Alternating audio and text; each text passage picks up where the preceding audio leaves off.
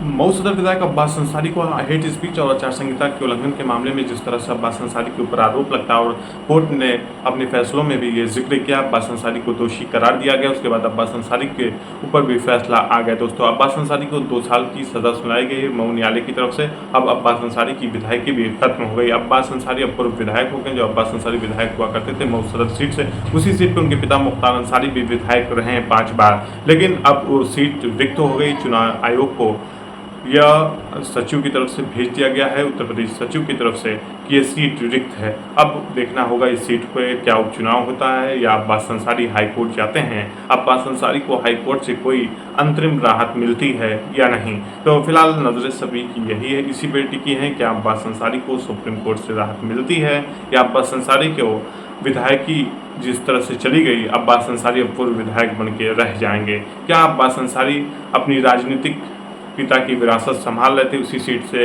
अब्बास अंसारी पहली बार विधायक चुने गए। लेकिन जिस तरह से अब्बास अंसारी ने हेट स्पीच और आचार संहिता के उल्लंघन तमाम अब्बास अंसारी के ऊपर आरोप लगे, उसके बाद FIR भी दर्ज हुई। FIR दर्ज होने के बाद इस मामले की फैसला भी दोस्तों आ गया। जिस तरह से अब्बास अंसारी को दोषी करार दिया गया, अब्बास अंसारी को 2 साल के लिए सज़ा भी सुना दी गई है। अब्बास अंसारी को फिलहाल जमानत पे छोड़ दिया गया बाहर। अब्बास अंसारी हैं, अभी वो जेल में नहीं है।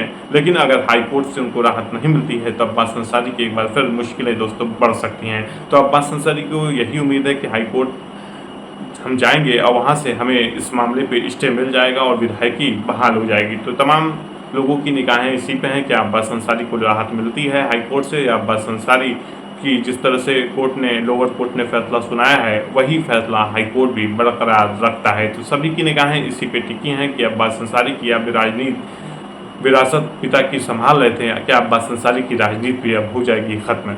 मऊ सदर सीट जो फिलहाल रिक्त है वहाँ पे अब होगा उपचुनाव। तो सभी के मन में एक सवाल है, क्या इस सीट पे होगा उपचुनाव या अब्बास अंसारी की विधायकी फिर से हो जाएगी वापस।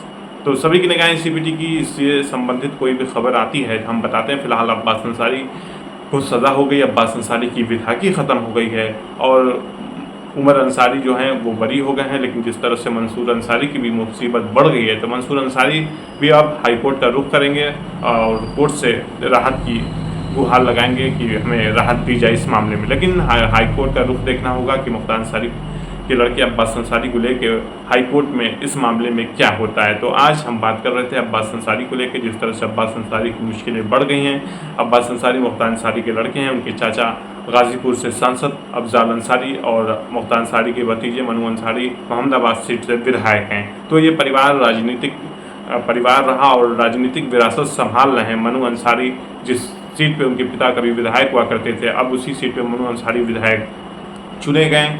जिस तरह विधानसभा 2022 के चुनाव में और 2022 के विधानसभा चुनाव में पहली बार जीते मुख्तार अंसारी के लड़के अब्बास अंसारी मऊ सदर सीट से, उन्होंने पहली बार चुनाव जीते। लेकिन जिस तरह से उन्होंने हेट स्पीच और आचार संहिता के उल्लंघन किया उस मामले में फैसला भी आ गया। अब अब्बास अंसारी की मुश्किलें एक बार फिर दोस्तों बढ़ गई हैं। तो कहीं ना कहीं आज हम आपसे बात कर रहे थे, जो आपको हम बता रहे थे जिस तरह से अब्बास की मुश्किलें बढ़ी हैं। अब अब्बास को देखना होगा कि हाई कोर्ट से राहत मिलती है या अब्बास अंसारी को एक बार फिर जेल जाना पड़ेगा दोस्तों।